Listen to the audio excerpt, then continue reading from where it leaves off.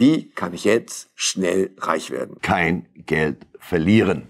Also wenn es einen Investor gibt, der was kann und der es vor allen Dingen auch nachweisen kann, dann ist es Florian. Der hat früher mal ein Portfolio von 4 Milliarden verwaltet und selber war er mal Dollar-Milliardär.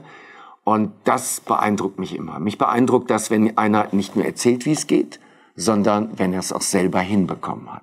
Und deshalb, lieber Florian, herzlich willkommen auf meinem Kanal. Ich freue mich sehr. Ich freue mich auch aufs Wiedersehen. Ich würde gerne reingehen in das Thema Investieren. Erstmal vorab, es gibt einen YouTube-Kanal von Florian, der unglaublich viel Content hat, extrem wertvoll. Und da geht es nicht nur um Geld und Investment, sondern auch so Sachen wie Politik und so weiter. Ne? Aber heute machen wir nur das Thema Geld und Mindset. Okay. Meine Zielgruppe, meine Community sind Unternehmer, Selbstständige mit Angestellten, Führungskräfte aus dem Mittelstand. Und ich würde gerne in 2 Sachen reingehen, nämlich einmal, wie kann ich jetzt möglichst schnell Vermögen aufbauen?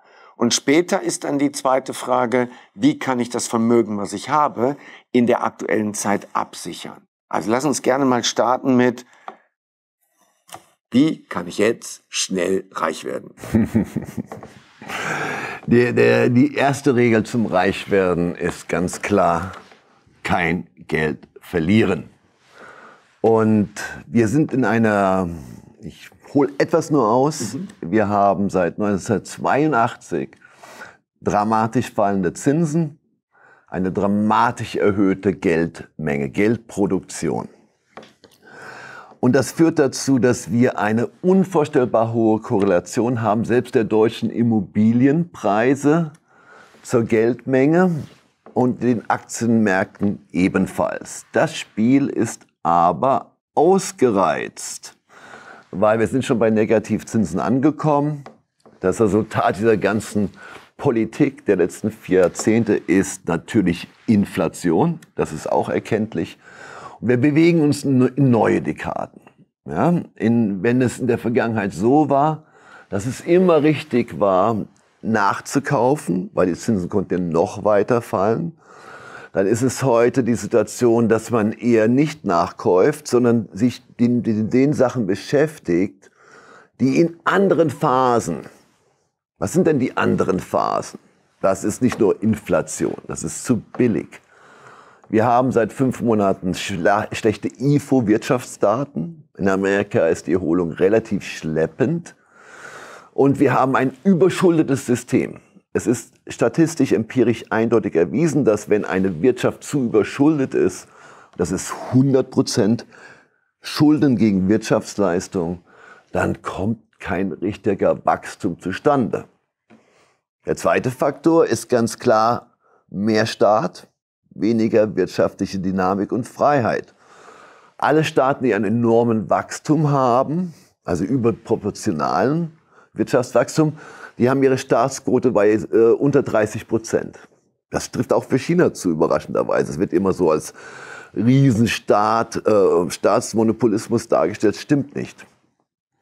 Wir gehen auf Richtung 60%. Das heißt, das gibt Verdrängung. Die Wirtschaft wird verdrängt vom Staat, der immer mehr abschröpfen muss. Das Resultat bei uns, glasklar, höchste Steuerquote, weltweit Abgabenlast laut OECD, 194 Länder gibt es Daten. Wir haben die höchsten Strompreise und wir sind tatsächlich Verordnungsweltmeister. Selbst große Länder wie die USA haben weniger Verordnungen als wir, obwohl sie 6-mal so viele Einwohner haben. Also hier ist in den kommenden Dekaden und auch Jahren mittelfristig ist ein Umdenken erforderlich. Und Gott sei Dank haben wir Deep Learning und KI-Modelle. Wir simulieren aus der Vergangenheit, aber auch aus der Gegenwart diese ganz wichtigen Kernbeziehungen. Und man landet dann in anderen, wenn man schnell reich werden will, landet man dann in anderen Investmentstrategien. Ja? In einer sogenannten Börsenhosse oder einer Anlagehosse, wo alles steigt. kann ich einfach getrost so ziemlich alles kaufen, sogar Anleihen. Aber Anleihen, die nicht rentieren, wir haben seit Erfassung von Daten, grob 1000 Jahren ist Historie, hatten wir noch nie so hohe negative reale Zinsen. Ich kriege für meine 10-jährige deutsche Anleihe praktisch nichts, habe eine offizielle ausgewiesene Inflation von 5%, die liegt eher bei 7, 8% wie in den USA. Mein Vermögen halbiert sich in 10 Jahren, meine Kaufkraft, mein Vermögensbestand. Jetzt muss ich doch mal ganz klar umdenken. Was hat denn funktioniert? Und dazu habe ich beschäftige mich seit über 4 Jahrzehnten mit diesen Themen. Was hat denn in solchen Phasen funktioniert? Inflation, Stagnation, vielleicht auch im zweiten Halbjahr eine Rezession, wenn die Zinsen angezogen werden nach oben.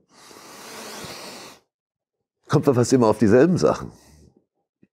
Rohstoffe,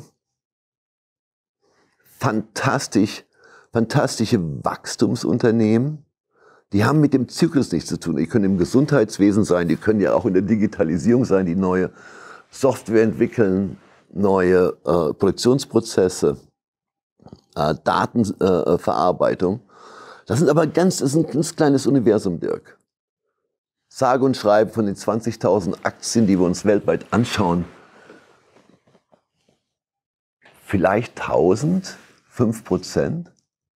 Was sind die anderen 5%? Die anderen 5% in einer Inflation, in einer hyperineffizienten Wirtschaft, die zu einer Staatswirtschaft wird, weil es mehr Staat gibt, einer deutschen sozialistischen Republik-artigen Planwirtschaft mit großen Monopolen und staatlichen Organisationen. Rohstoffe brauchen wir doch, oder? Wir müssen futtern. Wird dir immer noch was gebaut? Es kann Bausand sein. Es kann Kakao sein. In der letzten Phase, die wir hatten, 66 bis 81, 82, da lief Gold, Edelmetalle liefen gut. Aber was lief noch besser? Zucker. Follow the money. Wir hatten ja immer diese Diskussion, was machen die super Reichen, die Milliardäre mit ihrem Geld? Ja klar, warum ist Bill Gates rein zufällig einer der größten Agrarlandbesitzer? Wie spiele ich Agraraktien? Wer kann seine Preise noch erhöhen? Wer leidet nicht unter den dramatisch steigenden Produktionskosten? Man sieht es im Supermarkt. Wer kann es weitergeben? Wir haben diese Diskussion ständig bei uns im Research-Team, in unserem Börsenbrief. Und wir haben ein 20-Faktoren-Modell.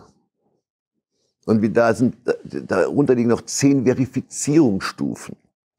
Das sprengt den Rahmen, Dirk, wenn wir das jetzt detailliert angehen. Das werde ich in der Zukunft mal angehen. Aber es hat mir ermöglicht, in 44 Jahren als Investor ohne privat mit einem Verlustjahr zu arbeiten. Und ein Vierteljahrhundert als Fondsmanager, Hedgefondsmanager oder Proprietary Trader innerhalb von großen Organisationen nur in einem Jahr von 25 einen Verlust zu erwirtschaften.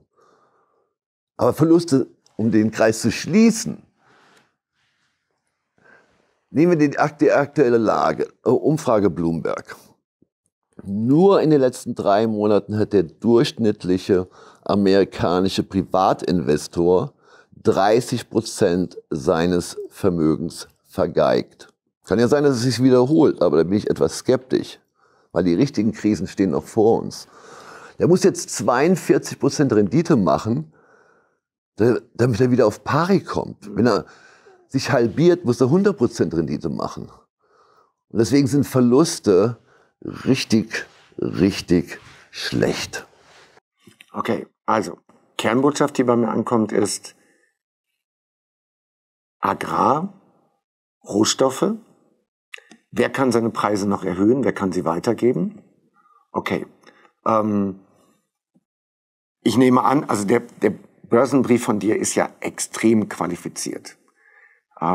Ich nehme an, da kommen dann auch richtige Namen. Da sagst du auch, kauf das, kauf das, kauf das. Klar. Okay. So, den Börsenbrief, wir werden entsprechend verlinken. Ne? Podcast in die Shownotes und bei YouTube unten drunter. Okay. Ich weiß, Aktien. Sag mal schnell was zu Kryptos. Kryptos ganz schnell, ist aber ein großes Universum, beschäftige mich mit Kryptos auch seit über 6 Jahren. Ich möchte jetzt keine Eigenwerbung machen, zu viel, aber mit mehreren 1000% Rendite. Wir haben natürlich profitiert. Die Kryptos, die steigen halt nicht so wie die Geldmenge der Zentralbanken und die Bilanzsumme. Wir haben einen relativ engen Korridor. Sie haben auch viele gute Eigenschaften. Sie sind teilweise eine Währungsalternative, sind teils technisch basiert, haben also wie Ethereum, haben eine sehr, sehr vielversprechende Zukunft. Cardano ist sehr sicherheitsorientiert, verschiedene Coins. Kleines Problem.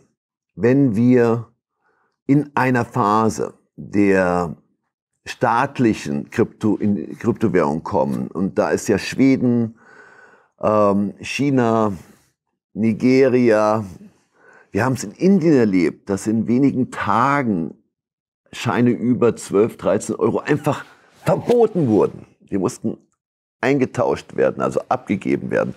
Also man kann heute schon sehr schnell auf den Knopf drücken. Die Zentralbanken und die Regierenden wollen keine Währungsalternative. Sie wollen auch in der EU keine Steuerkonkurrenz. Keine Steuerkonkurrenz, keine Währungskonkurrenz, ergo die Tage sind gezählt. Das heißt nicht, dass wir hätten genauso gut shorten können bei jeder Krise in Kryptos, aber wir finden das freiheitlich relevant. Wir sind Fans, aber wir sind nicht emotional. Die Kryptodebatte ist immer hyperemotional. Und das passt nicht. Also wir sind in der Verbotsphase, wir sind in der Einschränkungsphase. Es wird das Terrorismus, Drogenhandel, Argument kommen, als würde man das nicht mit Dollarüberweisungen auch bewerkstelligen, mit relativ abgedrehten, modernen Geldwäsche-Modalitäten. Und das wird die Attacke sein. Und in dieser Phase könnte es sich so entwickeln, wie der Besitz bei Gold, das gab es auch schon, dass allein der Besitz von Kryptowährungen strafrechtlich verfolgt wird. Und dann möchte ich wissen, wie viele Leute sich in diese Zone bewegen wollen. Noch ist es ganz gut, weil die Menschen lernen, mit Bitcoin umzugehen und mit anderen Währungen. Teils wird auch damit gezahlt, auch in Krisenzonen wie Venezuela, zum Teil auch in der Türkei. Aber wenn ich das Bargeld vernichten will, warum sollte ich kryptonische Währungsalternativen dulden? Ja, das heißt nicht, dass es nicht abstürzt, sich wiederholt. Und nachdem dieser ganze Kuddelmuddel nicht mal auflöst, hochgradig defizitäre Staaten, ideologisch geprägte Staatswirtschaften, grüne Revolutionen, die schwer bezahlbar sind und auch nicht mathematisch gut eingesetzte Mittel. Bei uns in Deutschland angeblich 1 Billion in den nächsten Jahren. Mein lieber Scholli, das sind ja 3 Bundeshaushalte. Ja? Wenn dieser Schwachsinn mal sein Ende findet, dann halte ich auch Kryptos wahrscheinlich die besten natürlich. Also blitzschnell, nicht zu viel Energieaufwand in der Erzeugung, äußerst diszipliniert in der Vervielfältigung, hoher Anonymitätsgrad, also Privatsphäre, das finde ich fantastisch. Aber das Chancen-Risiko-Verhältnis, und das ist der Kern, das ist immer wieder der Kern. Und wer nicht so denkt, muss es sich aneignen. Das gab etliche Leute, die gesagt haben, Bitcoin geht dieses Jahr auf 500.000. Die würde ich abbestellen. Ja? Und man muss beim Investieren gänzlich die Emotionalität rausnehmen. Man darf sich nicht in ein Investment verlieben. Das ist ein Sachwert mit einem Chancen-Risiko-Verhältnis. Und das steht meines Erachtens auf Sicht von 1, 2 Jahren, wenn diese ganzen systemischen Fehler konvergieren. In dieser Phase will ja der Staat überleben, er will dominieren, er will Freiheitsrechte immer mehr einschränken, wirtschaftliche Rechte einschränken. Es wird ja sogar bei Überweisungen schon Einschränkungen geben, dass Wegzugsteuergesetz wird verschärft. Die Grundsteuer wird erhoben. Ab 2025 muss sie gezahlt werden vom Mieter. Und. Das Vermögensregister kennen wir auch. In dieser Phase spiele ich nicht Held. Das Kapital ist etwas scheu. Das ist vielleicht auch emotional. Aber am Kapitalmarkt gewinne ich nicht als Held, sondern als kühl kalkulierender Kopf. Edelmetalle? Sag mal, Edelmetalle kaufen? Absolutes Akkumulationsmodell. Da gibt es 2, 3 Gradierungen bei den Edelmetallen. Wer auf meinem Kanal geht, der sieht, dass ich vor einigen Wochen gesagt habe, Goldrallye beginnt, aber ich habe es schon seit eh und je gesagt, auch schon bei 1200, 1300 die Unze. Steht auch in meinen Büchern drin. Ist vielleicht nicht der Mördergewinn, wie eine Bitcoin-Rallye mitzunehmen, das haben wir aber auch. Sogar in unserem ersten Börsenbrief, das waren 237% in 3 Wochen. Geht auch, dann sind wir aber raus. Und dann ist das Ding pulverisiert. Aber was ist denn mit so einem Edelmetall? Was sind denn Metalle? Du bist ja selber wirklich gut bewandert in Digitalisierungsthemen. Ich habe 2 E-Bücher, noch 2 andere Bücher, da habe ich mich auch mit Industrie 4.0 beschäftigt. Wir haben die Elektrifizierung. Wie wollen wir denn diesen Planeten elektrifizieren ohne Aluminium und Kupfer? Da gibt es noch keinen Ersatz. Ja? Ich habe mal eine große Ausarbeitung gemacht zu Kobalt. Ist dann auch 400-500% gestiegen. Es ist wahrscheinlich nicht mehr so interessant. Uranwerte. Nuklear wird wirklich beliebt. Heute las ich in der Zeitung, das habe kein Tabu mehr bei Ausstieg aus Kohle. Was ist denn jetzt passiert? Nuklear? Nothing is off the table. Hallo? Das hört sich ein bisschen strange an. Ist wahrscheinlich sogar wirtschaftlich logisch, aber was eine Kehrtwende. Also da ist für mich auch Silber interessant. Silber, es gibt ein Gold-Silber-Verhältnis, das variiert sage und schreibe sich, glaube ich, 17. Vor kurzem war mal der Höchststand knapp bei 100, also der Wert eine Unze Gold gegen eine Unze Silber. Und bei über 80, vielleicht habe ich lieber Silber, weil wenn Währungen wirklich verboten werden, also die normalen Barbezahlung, ich nehme gerne Silber. Ja? Ich kenne auch etliche Leute, die sich in Gold bezahlen lassen für Vorträge. Ja? Geben das auch steuerlich an, alles gut, korrekt, ja. Also, oder ich habe mein Gold, Silber physisch in einem Land, was nicht konfisziert. In der Verfassung nicht konfisziert, das Vermögen. Da gibt man das an in seinem Vermögensregister, ja, es tut mir leid, es ist in der Schweiz. Mhm. Es ist geschützt. Mhm. Ja, oder soll ich das jetzt, ja, da gilt eine andere Gesetzgebung. Also Silber hat ja 5000 industrielle Anwendungen. Es ist eine kleine Schnittmenge, die uns ist so bei $27, 28 Gramm. Das kannst du dir in Münzen organisieren, alles Mögliche.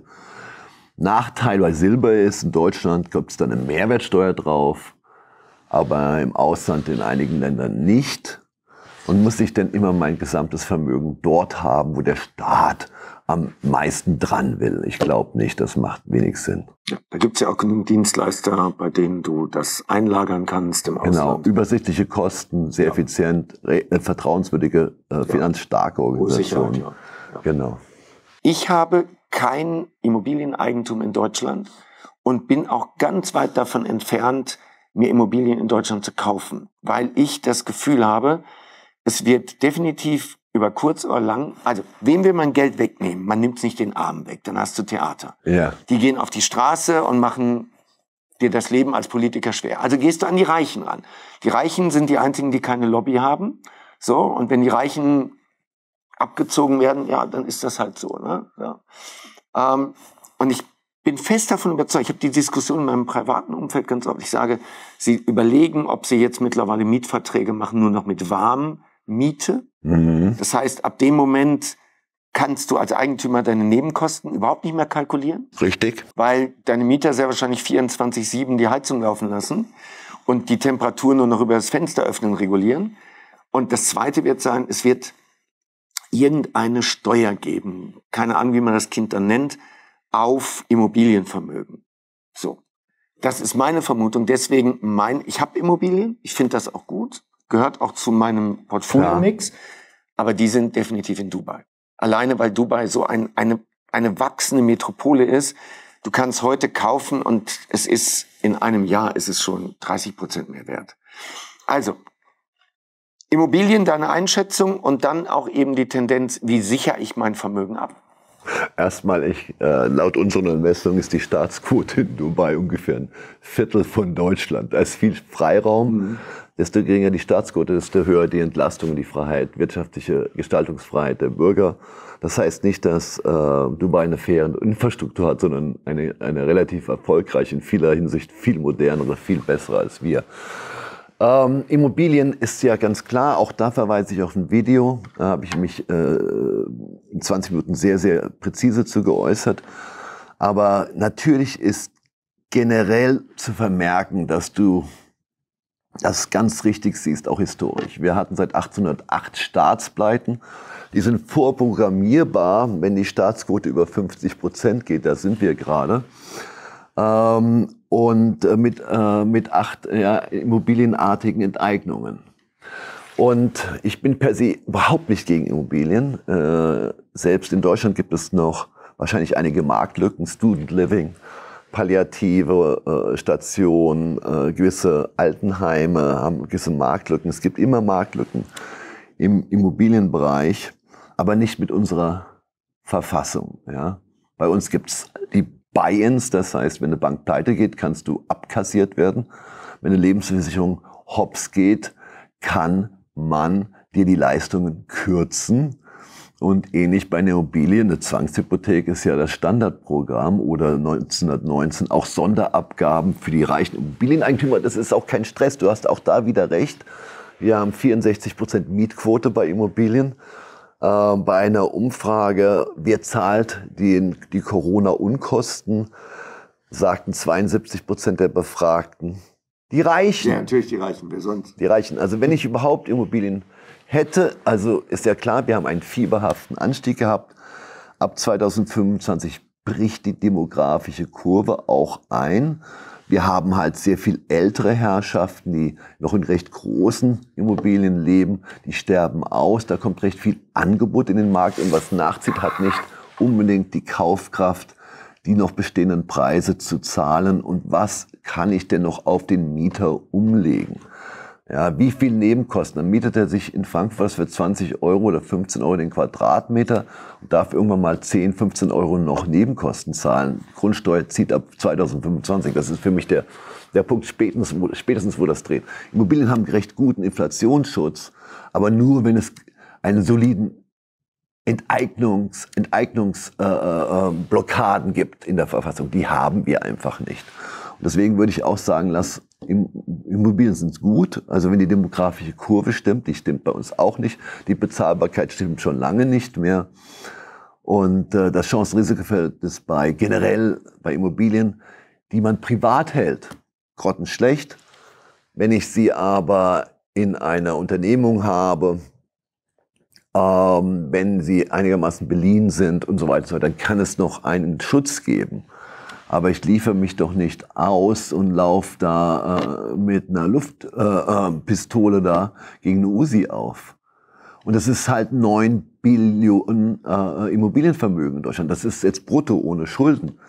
Aber rate mal, was die sauber gerechnete Verschuldung Deutschlands ist.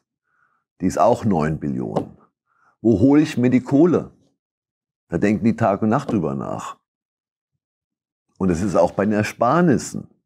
Das heißt, wer mehr als 2.500 Euro Steuern zahlt, kann sich Vermögensschutz leisten. Wer mehr als 50.000 Euro Vermögen hat, hat schon genug Vermögen, um eine vermögensverwaltende GmbH hochzuziehen oder in einigen Bundesländern eine Stiftung oder eine Genossenschaft. Und das macht die Elite seit Hunderten von Jahren in irgendeiner Form. Die Reichen ohne Schutz werden abgefressen. Die Reichen mit Schutz lässt man in Ruhe. Weil stell dir mal so ein Feld voll so Apfel- und Pflaumenbäume und du bist normal Größe und du kommst halt nur an die Äste so bis 2,30 Meter, 40. Die da ganz weit da oben sind, da kletterst du nicht auf den Baum. Die räumst du dir erstmal ab. Das sind die niedrig hängenden Früchte. Und da wird sich der Staat zuallererst dran vergreifen. Und der macht es schon. Die CO2-Steuer, die höheren Benzinpreise und all diese Einkommensquellen, die betreffen leider am allermeisten die nicht Wohlhabenden, nicht gut Verdienenden. Und eigentlich ist das sinnlos. Ein ausrufender Staat ist sinnlos und diese Strategie ist fast schon menschenfeindlich. Okay, also aufgepasst beim Immobilienkauf und einen guten Steuerberater haben. Hier geht meine Empfehlung an Burkhard Küpper raus, der sich damit beschäftigt. Burkhard Küpper hat ein Buch geschrieben, Steuern, nein, danke. Und da geht es nicht darum, wie du Geld ins Ausland und so weiter, sondern wirklich, wie du alle Möglichkeiten, legalen Möglichkeiten in Deutschland nutzt. Also hier meine Empfehlung. Wir werden auch in den Shownotes und unter dem Video verlinken. Okay, abonniert den YouTube-Kanal von Florian. Wir werden verlinken. Meine Empfehlungen sind die Bücher, habt ihr mitbekommen. Er hat sich mit vielen Einzelthemen länger auseinandergesetzt. Konsumiert nicht nur diese schnelle, einfache Fast Food bei YouTube, sondern wirklich auch mal mit einem Buch mehrere Stunden fokussiert. Das wird immer seltener in der heutigen Zeit. Dann, Florian Homm ist Referent bei einem 3-Tages-Seminar von mir, nämlich die Geldmaschine. Die Geldmaschine ist Ende März, Anfang April in Dubai. Und die Geldmaschine ist aber nur für Mitglieder der Mastermind. Wenn du also aktuell in der Mastermind bei mir bist, dann freu dich auf Florian Homm in der Geldmaschine und noch einigen anderen hochkarätigen Referenten, wo wir uns einfach mit dem Thema Geld beschäftigen. Mein zweiterfolgreichster Online-Kurs ist Millionaire Money Mindset. Auch den werden wir verlinken. Und da erkläre ich, was meine Einkommensströme sind und worein ich ganz gezielt investiere. Wenn dich das interessiert, hol dir den Kurs.